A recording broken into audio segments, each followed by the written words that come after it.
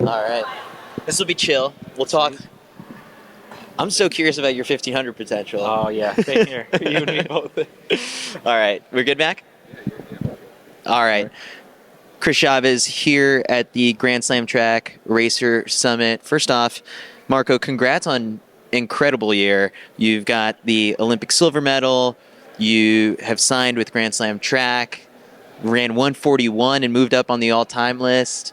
Like, how's this year feel in general now that you get a chance to reflect on it? Thank you, Chris. It's we've had a lot of goals coming into this year. I think that North American record was one of them. Definitely winning the Olympics was the biggest goal, and I thought I had a phenomenal season. There was a few moments where I was like a bit bittersweet, like performed well but could have done just that much better. And of course, the Olympic final was exactly that. But looking back on it, I think we checked off a lot of boxes. There's a lot of confirmation that everything is working, the training has been working, and I trust my coach. And I think moving forward, we've got so much more things to achieve. And yeah, I'm really excited. I finished the season hungry for more, happy with the way it went. But yeah, I think this next year with Grand Slam track is going to be very interesting. Yeah, so how different does this feel? I mean, we're in a Yeah. airport hangar right now. You're doing photo shoots, you're shooting commercials. Like, it's a little bit more upscale. Yeah, it doesn't get cooler than this, to be honest. I think the general idea of like track and fields is not like any others. Like it's not like it. You don't really see the spectacle of it like as much as I think stuff like this really emphasizes it, and I think it's going to be really cool to see the results of it all once the season gets going, and yeah, it's exciting. It's fun. I want to explore definitely more of just like the fact that you're a racer in the short distance category, which is racing the 800 and the 1500. But I do want to loop back a little bit to reflecting on the season. One thing that I really did kind of enjoy is that you entered this year as the world champion, which obviously puts a huge target on your back. And you raced a couple times, even in the lead up to the Olympics, where you took a couple L's, and it's like you were okay with that as you were rounding into form, and then come the Olympics, you showed out and you came away with the silver medal. You described it as a little bit bittersweet, but I also view that as like a fairly clutch performance. That that's the competitor in you. How did that come about? Where it's like you were able to time your peak perfectly for the Olympics and when it mattered most. Yeah, you're absolutely right. It wasn't a perfect season by far. There were some ups and downs. I think leading into the Olympics, most people might be surprised. Like I wasn't as confident as I was going into the World Championships last year. Part of it was, being like I think the 10th fastest in the year, and like knowing that I was going to have to run a personal best to possibly make the final or get in a medal position. But it's all about trusting the process, no matter how the season goes, the wins and the losses. I know that as long as I'm improving and getting better in training and healthy, that's really the biggest part. I know I'm just going to keep getting better and performing well. When it comes to, like you said, the clutch performance at the Olympics, at that point, it's all about just your preparation, your mental game.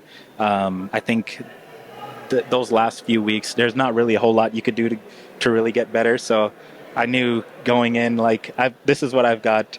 I've got to bring the best out of myself, and I got to give a lot of credit to the team behind me, because without their support, I wouldn't have had near or close to the performance that I did.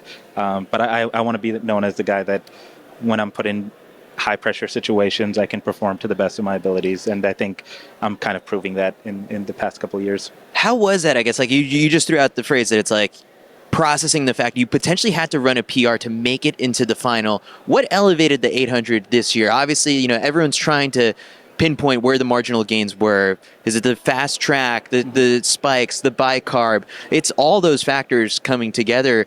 Was that a lot to try and process as like the world champ, and it's like, oh, everyone's doing all this stuff now? Yeah, I think all of it plays a factor. You're definitely right about like coming into it as the world champion.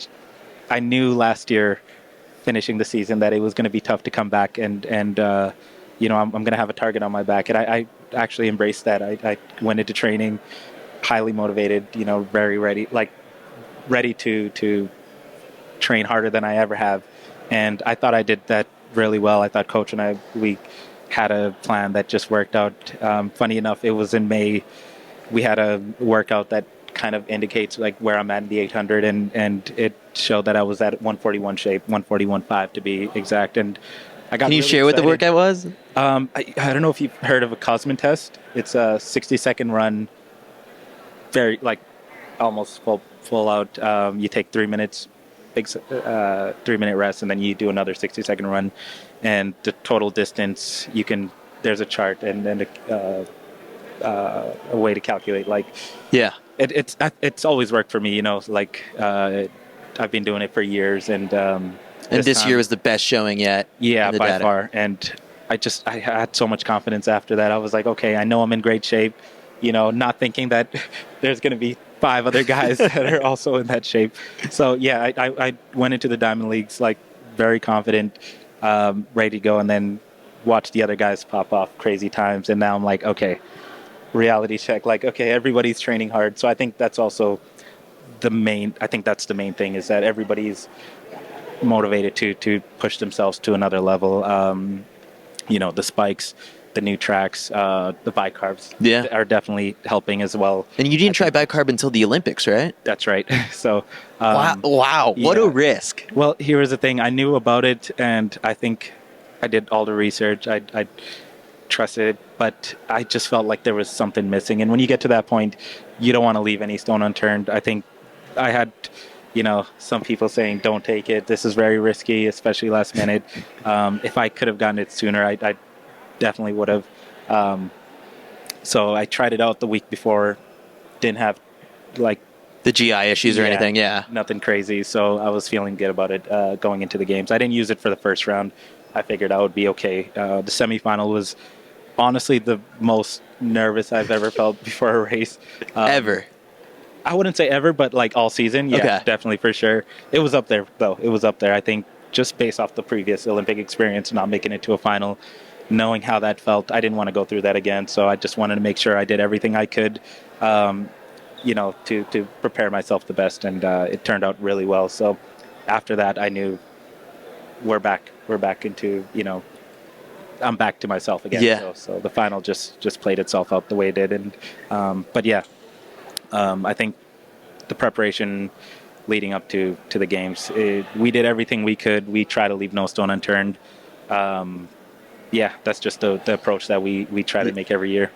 You and your coach have been fairly open about this Project 99. It's like, the run at David Rudish's 800-meter world record. And it's fascinating because, it's a record that for a while we didn't think anyone would break. And now there's a handful of guys who could take a big crack at it. And then in addition to that, trade it off for, the next couple of years.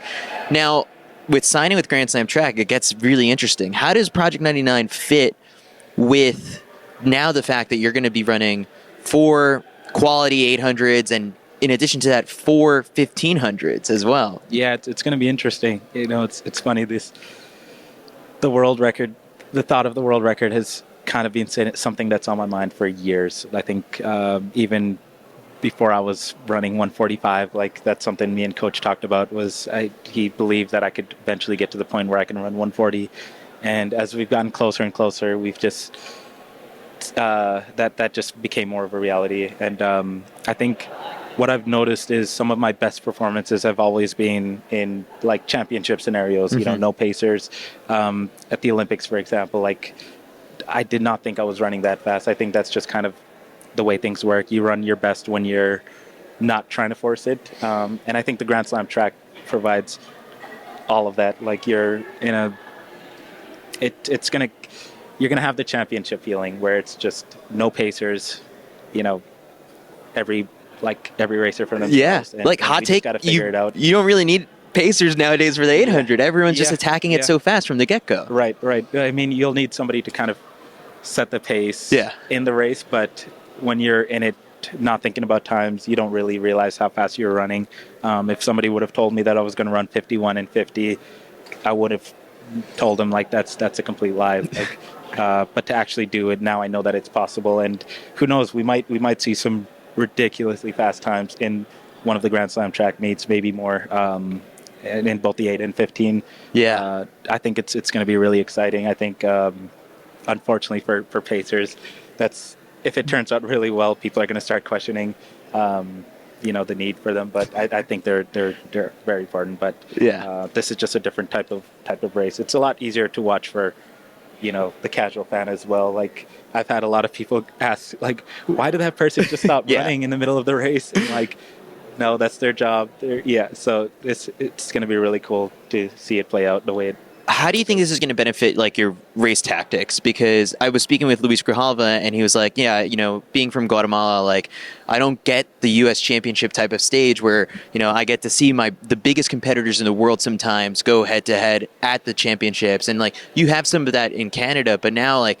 You'll be seeing, some top 800 challengers, I would say, a couple times that you could pick things up come Tokyo and then see how to execute it on the day. Yeah, I think it's going to help, like, a lot, especially at that point of the season from April through June, early outdoor. It can get the competitive, it can get you in the competitive mode really early on. And I think sometimes it's very important to learn how to race just to race and not necessarily chase times. I think seeing the best of the best head to head, you kind of get those, the race nerves. Totally. It's just all on the line. Whoever can cross that finish line first. If we could do that early on, I think moving forward, the rest of the season, and then leading up to Tokyo, I think you're going to see some incredible racers, and I can't speak for the other events like the sprints and but I know for the distance events, like I think times don't really matter as much. You can't just go in and run your own race and stick to a plan. You have to be adaptable. You have to be able to maneuver and I think this is a good opportunity to practice that. And you might, like I said, you might see some pretty impressive times with even in this format. Yeah, exactly. All right, so let's talk Marco Arop, the 1500 meter runner, because we know you're really good at the 800, but now we're going to really discover your 1500 meter potential. PR right now 3:38. Yep. And you usually just run this in like Gainesville early season opener to get a little bit of strength work, but now you're going to be going up against high quality fields. What do you think your potential is in the 1500? Okay, I might sound crazy to say this, but I do think I can break 3:30 at some point. We'll see next year. I don't know if that's going to be the case. It might be the biggest jump, PR jump from one year to the next. But like you said, I only ever do one early on in the season. The 15, it's interesting for me because I don't really know how to run it yet. I don't think I've had the experience. So to jump from like doing those college meets and then into I'm going up against the Olympic medalists here. I think that's going to be really exciting. A little bit more prize money than the Florida Relays or Tom Jones Invitational. Right. That's nice. Yeah, no, absolutely. I think that's I'm just really excited to go against those guys. What's your mileage like right now? So right now I'm at the most I'll ever do in a season is about 50 to 55 in a week, which is not ridiculously high, but we're improving that every year. I think the most this year might even get to 60 or 70 miles. But one thing we've changed in our training is we're going to be implementing like altitude training, and I think that'll help a lot. We still have to figure out how the training is going to look like leading up to the Grand Slam track and season. But I think I might surprise some people, to be honest. I might get cooked. I'll be honest. I'm just going to throw that out there. But I'm ready for it. I know no matter what happens, it's going to make me a stronger athlete. It's going to make me much, much better. You're the X factor in the 8:15 category where it's like, okay, we got three really high quality 1500 meter guys, but like you're going to be scored off of the 8 and the 15 where depending on the order, like you might head into one of the events with a big target on your back, or you might blast the 800 and really just like shake things up with those guys. Like that's, I think, the fun part of the league structure. Absolutely. Have you started thinking about just like the tactics of the score table and all that? I mean, when I first heard of it, I kind of knew what it would be when I saw the other athletes that have the other racers like Josh, Cole, and Yared. I knew if I sign up, I'm definitely going to be the favorite in the 800 by far, and then I'll be a heavy underdog in the 15. I think that's really cool. It's a cool position to be in. There's a lot of pressure, I think, that I would put on myself to win those 800s. I know, regardless of who's in it, I'm expecting myself to win. I'm going to go out there and try to do the best I can. And then the 15, I really want to surprise some people. I know this is not in my domain, not yet at least, but I think I'm going to go and give those guys the best I've got. Yeah, it'd be a cool story. It was fun to make the graphic where like we put all of your PRs and like, yours is 141, 338, but then you see Yared's and it's like 328, 329, whatever it might be, and then 146. Right.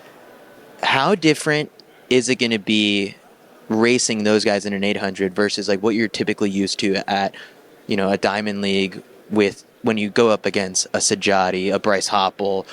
Those guys may come in as challengers later on, but when you look at the core of racers, like how do you think they'll run an 800 against you? It's interesting because I think the faster you are, this kind of goes for any race. It's you basically just have more tools in your belt. You have more tactics to play with. Like I can probably get away with going through in 49, and I doubt any of those guys will follow me. But if I sit and play around with them in the pack, who knows? Some of them might surprise me. So I kind of have to go in a little not. I just have to be prepared. I don't want to take any of these guys and underestimate their abilities. I think some of those PRs might be, deceiving. Like even your 15 PR is deceiving. Yeah. I hope so. I think so. I can't go in thinking like 146 is what they're always going to run.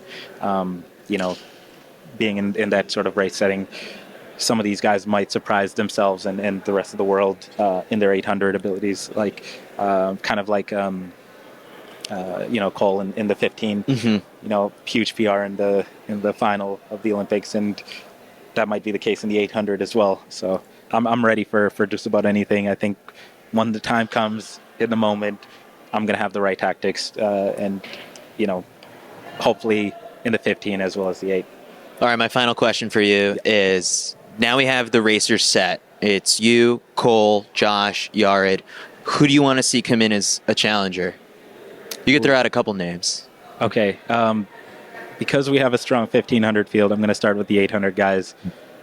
I'm always going to challenge Wanyoni. I think that's my biggest rival right now. Sajati, of course. Bryce Hoppel would be an amazing addition.